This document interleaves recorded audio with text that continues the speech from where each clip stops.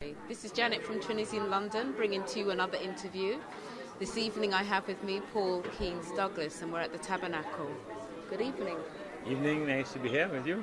You had a nice warm reception Yes, there. very good, very nice audience. Very nice audience. And people enjoyed the show, clearly. Yeah. Do you often come to the UK? Not really. I used to come many years ago in the 80s, then I stopped coming, and I came back last year for the Olympics, Trinity Okay. Tricycle Theatre. I did something there. Oh, yeah. And they asked me to come back to something this year. So I may come again, But I go more Toronto, Miami side. Is the UK a place that you would think of coming Well- even more often? Well, yes, I guess if you have the right contacts here to come up. All the people I knew in those days are gone. The whole new set of people here. And I don't know if they're in touch or out of touch, the kind of things I do.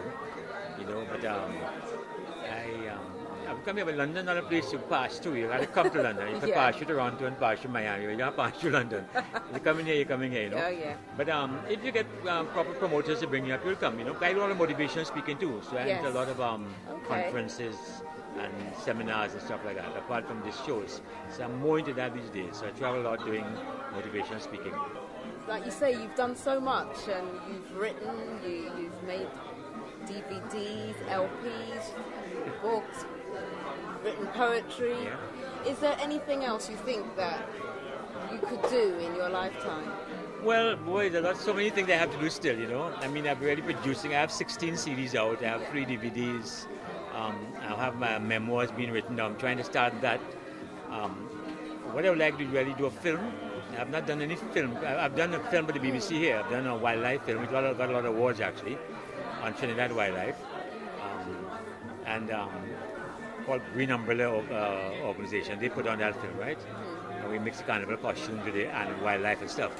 But I would like to do a film of my own work. Yes. I have a lot of stuff to do, And that's on the schedule to do sometime. But at the moment, what I've been trying to do is produce. I have a lot of work that's not yet even produced. I've been constantly taping and recording. So I'm sitting on a lot of material, about 30-something years of material.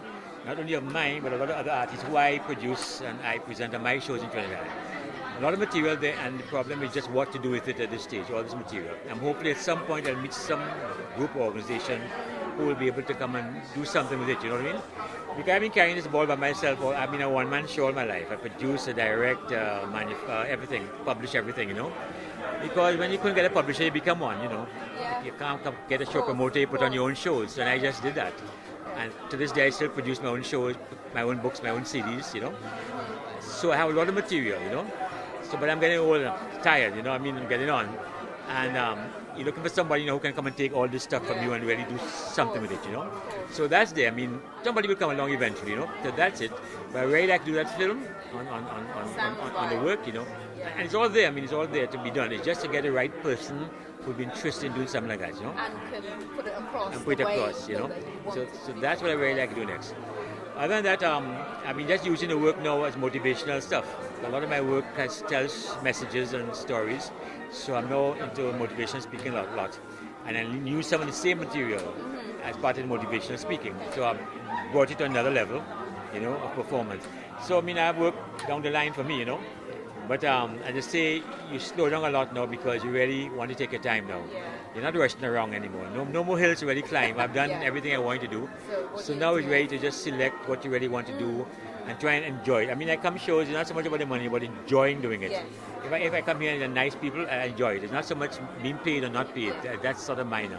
It's really, you must go and do a show and really see people enjoy and you're bringing pleasure to them because as I said today, people don't talk to each other. Everybody's tweeting, everybody's messaging, nobody's speaking. So when you come to shows like storytelling, where people are talking to each other, it will really a plus. So more of these things should happen on a one-on-one basis, where people can put away the DVDs, the tweeting stuff, and just sit down and talk to each other again. And I think that's what we have to get back to, of getting people back into shows like this.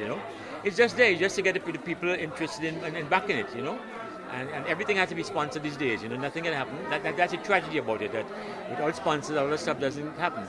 And we put it on, but we can only do it at a certain level that our money can make it happen. At least we make it happen, and we tape it so it's not lost.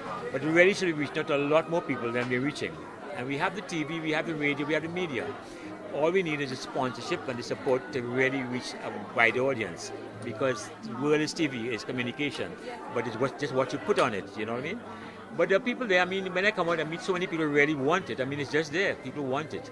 We need proper promoters and proper producers. This is what we really need today, who know to bypass certain things and focus on things to produce and promote, you know? It's all there. A lot of work is already done. It's just a matter of putting it on a platform, you know? I understand. Yeah? Moving along the theme of your motivational work, there's a lot of youths out there, young people that really don't know what direction they're going in, and not wanting to cast everybody in the same sort of basket, but I'd say the minority don't have that direction. What kind of motivational words would you use to actually get them to think about what they want to do? The first thing, you have to expose them to the material. They have to find some way of them I know if they hear, they will like it. If they came to the show, they would enjoy it. I have no doubt they'd enjoy it. But it's just to get them there, to get them to hear it, And what they have to look for is proper role models. Pick somebody that you would like to be like. I mean, I started by listening to Louise Bennett, the famous Jamaican storyteller, right? I heard her on campus many years ago when I was doing my postgrad, and I decided to try it with the Trinidad, Eastern Caribbean, and started my whole career. And I and Louise became great friends after that. We worked together. So when you're speaking like at shows like that, you never know who's listening. So it's not for the crowd. You're ready for that individual who will listen to you and go and try to be like you. We need to. That's why you need to just expose it.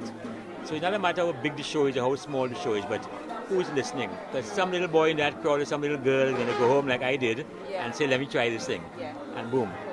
And then you must love it. You must want to do it. It's not like a part-time thing, You must really decide very early what you want to be, but decide how you want to be remembered and stick to that. Because the image is all you have in life. So you must protect I protect my image very carefully because I don't do any dirty jokes. My self-material is clean, it's for family. And, I get off, many times I have to give up money because I don't want to do that kind of show. I have to stay out of it because I don't want to be associated with that certain kind of material because I have an image to keep. And image is very important. So young people have decided which way they want to go from early and choose something that they like, not something that is because of the money or because of the fashion. That fades soon, So to find something you like, then look for somebody you can emulate, a good role model, And then be prepared to invest in yourself. Spend your own money in yourself. Don't always look for a sponsor. Sometimes you have the money to do it. Take your own money. I produce everything out of my own money. I don't wait on any sponsor. But I have the confidence it will sell, and it sells, But if I had waited on a sponsor, I would never produce anything, So you have, and some people have the money, but they still look for a sponsor. I say if you have the money, go ahead and invest in yourself. Put it out. So while you're waiting on a sponsor, I produce 3. Right. You understand? But some people don't want to spend their money. So why should a sponsor spend on you and you want to spend on yourself? So you go, this thing that you must have a sponsor. No. What you must have is a good product people who want to come and hear, right? Once you can get that crowd into the door, they can pay to help support you, your ticket sales, right? And if you get more, and the more popular you get, it's easier. More people come, and quickly you even get a sponsor because you're popular now. But you cannot stand waiting on the government or waiting on the ministry or waiting. Do plenty. I started by doing many good small shows. Instead of these big grand shows. Many good small shows add up to one big show. Because you get a reputation for doing good things. So when you do a big show, people come. Because you have a reputation of doing very good things. And the small shows are easier to put on because you have very little overhead, You don't have a big crowd, but your name spreads. And this is how I started, by doing very small shows. And my first book, the money from the first book produced the second book produced the third book, and they all produce what I have today. It started at one book, But I had to band my belly and take that money and put it out. And make sure I work hard to make it back, but I made it back, But you have to have the discipline, not to spend the money, but to reinvest it in something else. But if you have something, but you also have to be good. If you have a good product, people will buy it. If you have foolishness, eventually you're not going to make it. But once you have a good product and you put it out there and people hear it, you can go, And you never know who's really listening to you when you're doing something.